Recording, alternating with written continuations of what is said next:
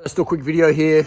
Someone in the coaching group said, messaged me actually in private and said, I hate my parents. What do? I hate my dad.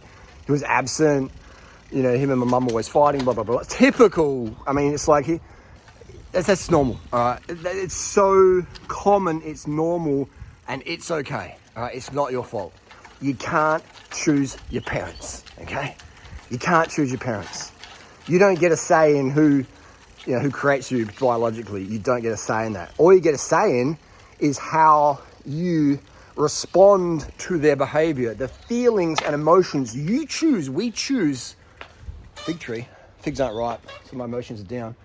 That's my choice. I could go, well, in a few weeks it'll be good. Figs will be back on. How we choose to deal and how we choose to see things. So, hate your parents. Don't hate your parents, man. Especially if you're female, because if you're female and you're living from a place of hate and spite, that'll etch into your face. And men of value, the men that women prefer, men of experience, to be able to go, I see that spite, I see that hate, no, I'll pass. Weekend girl, okay, but relationship, long term, no thanks. Too much drama, too much hustle. So women and men, take a breath in, breathe it out. Let the shit from the past go, all right? It's New Year's Day, all right? It's 2024, and it doesn't matter what day it is, but it's every day is a day to start fresh. Life is too short to suffer. You could wake up tomorrow with a lump on your neck and go, what's that? You get diagnosed stage 4 cancer, you do radiation, do chemo, boom, you're dead in 4 weeks. Like, it's just, life's just so short. You could be sitting in your car, doing all the right things, a driver on fentanyl, bang, just T-bones you and wipes you out, okay? You don't have a choice in how long you live. You have a choice in increasing your health and things like that. But how long we have on the planet, nobody knows. So why are you going to spend another day hating your parents? Or my dad abused me, he did this, he did that, X, Y, Z. Happens all the time, man. Why? Something happened a year ago, 6 months ago, 30 years ago, 40 years ago, and you're still replaying the trauma-inducing thoughts in your head. You're still allowing those intrusive thoughts to come in and spike your cortisol, spike negative hormones, which etch your face, and then you use drugs to try and drown out, to deal with your PTSD using drugs to numb yourself. When you could be totally fucking sober and say, look, that's my parents. My parents were fucked up. My dad didn't really want to have kids. My mum got pregnant. They didn't take responsibility. Or my mum thought, when baby comes along, dad will change. Or in fact, it actually got worse. So, your parents' drama, don't let that affect your reality, man. Otherwise, you become your biggest abuser. Someone can we've all had trauma from the past. Everybody's had trauma. And it's not a pissing contest of who's had more intense, whatever. All that matters, man, all that fucking matters is our perception and our beliefs about that, okay? Just let it go. Just let the past go. Or you become guilty of becoming the biggest abuser in your life. And that's what most people do every day. Like, I've got a studio in the city where I do filming and stuff and that, and every day I see crackies on the street. And I talk to so many of them. I talk to most of them most days.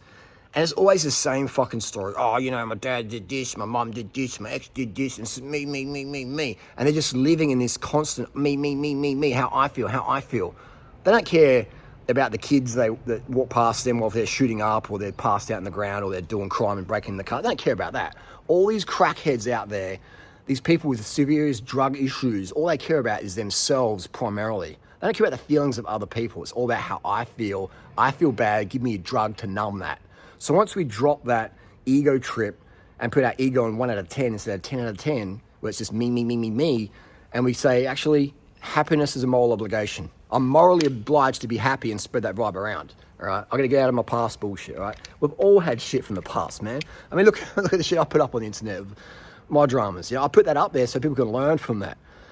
Some guys I've gone gay, man. Like what Leanne and that did to you, I put me off women. It's like, what? No, dude, no. This is how things are. Don't let that change things. Just become better at selecting certain types of people in your life. Don't take offense to it, all right? I live and let things go, all right? I can have a laugh about shit now, all right? Have a laugh, just, yeah, cool, whatever, dramas, The ability to laugh about something or to take things less seriously guarantees a better quality of life. and if you want an example of this, think of all the people in South Central LA or Chirac, Chicago, or various parts in the US where you have these gangs of youths where if you just look at them the wrong way, they will literally pull a gun out and shoot you. They'll risk doing life sentence or 10 years or whatever just because you looked at them the wrong way. That's how fucking hardcore their ego is, man. They're controlled 10 out of 10 by the ego. I can walk up and say, what are you looking at, bro? What are you looking at? What are you looking at? And they're boom, Glock to the head, I'm dead. All right? Just for that. If someone on the street says, what are you looking at? What are you looking at? What are you looking at? I'm like, hey, man, nice shirt. See ya, I'm going. I'm getting my dick sucked, whatever. I don't have time. Like, my ego, I don't care what they think of me. It's 1 out of 10, okay? So that's where it's like. Like, things in the past, it's like, I get flashbacks here and there of things. I'm like, yeah, cool, done. And it's a reminder that I have emotional state control, all right? So intrusive thoughts are just your body reminding you need to let these things go. And then when you let things go, they're like, oh, they have less power over you. So if you hate your parents, like, join the club and then leave that club, because that club ain't going nowhere other than spite etches in your face, drugs, alcohol, bad behavior, PTSD, putting that shit on other people or whatever. All right, who cares? Who cares if your parents are alcoholics or pedos or fucking whatever or blah, blah, blah. They were obviously ingredients and results of abuse from their parents or other people, and they're just passing it down. So stop the cycle, stop abusing yourself, and when you stop abusing yourself, you want to stop abusing others as well, okay? So the best thing you can do is get off any of these, people take these Xanax medications and stuff, and it's like, nah, you just fucking numb in your reality. Right? Anxiety is powerful. Anxiety is like a tool. Anxiety is a steering wheel. Anxiety keeps you safe. It helps you go, actually, these thoughts are stupid. Let me think something more positive. Actually, this person's a bit dodgy. Let me cross the street. Like, you want to feel anxiety, all right? And do my protocols, and you'll be able to manage your anxiety like a fucking boss, man. Manage your anxiety like a fucking champion, all right? People see me picking up a king cobra. I pick up king cobras. I pick up redback spiders with zero anxiety. Because I understand the situation.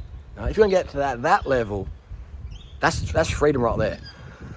Anxiety with women or whatever, like, man, life's so short, man. Life's too short to suffer. Life's too short to miss out.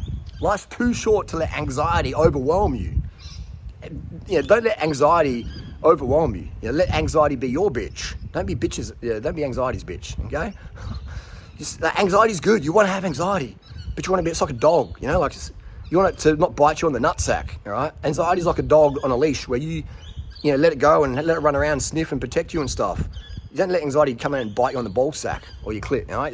You control anxiety with my protocols, okay? But they don't want you to know that, do they? They try and cancel me. They don't want you to know that. They demonize certain things I teach because it's money, man, all right? If you're doing my protocols, you won't need what they're selling. Simple as that. Anyway, don't worry about your parents. Live your life, man, and let them go. Be civil with your parents. Help them, man, basically, without expenditure of your own, too much energy of yourself. But understand that happiness is a moral obligation. And what your parents did to you because your parents have mental health issues or drug issues or whatever, or dealing with trauma, has got should have zero influence on how much stress you feel today, all right? If anything, it should be a reminder that happiness is a moral obligation. Don't be a douchebag. Treat people how you want to be treated. And treat yourself how you want to treat yourself. Okay? The solutions are so simple, our egos are shocked at the answer. I can't just change how I think, Durianrider. Yes, you fucking can.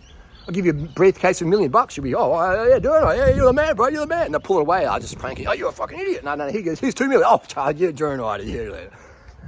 And I could just do that game over and over and over.